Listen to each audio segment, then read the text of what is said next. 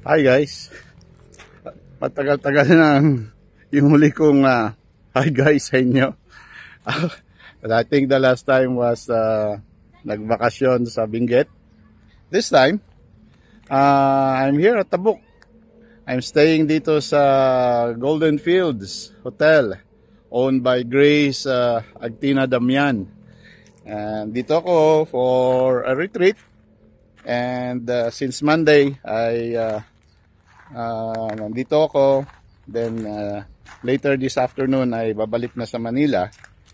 Naisip ko na kumustahin kayo. Hi guys. I hope you're doing all well. Okay naman tayo ngayon by the grace of God. And after a day, babalik na tayo ulit doon sa ating pinanggalingan, doon sa Taguig. And I just like to get in touch with you. Kumusta na kayo? I hope that you're all doing well by the grace of God, and that we can continue to encourage one another sa mga kumustahan natin.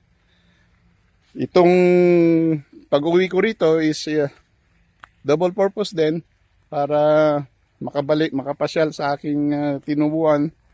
Sa mga hindi nakakalam, hey guys,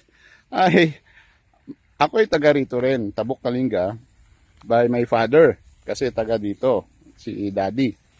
Si Mommy is from Benguet, at doon ako pinanganak.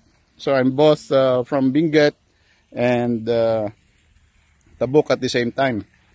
Kaya when given any opportunity na makapasyal sa dalawang probinsya ko, we take that kasi minsan-minsan lang to. And this is a beautiful hotel.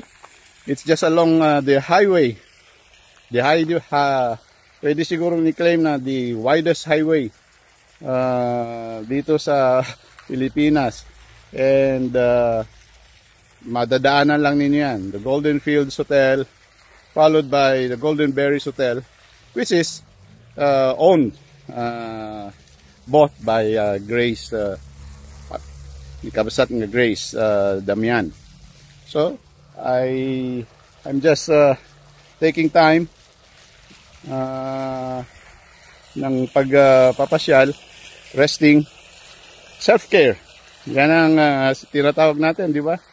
Self-care para we can stay sane and healthy mentally, physically, emotionally, and most especially spiritually.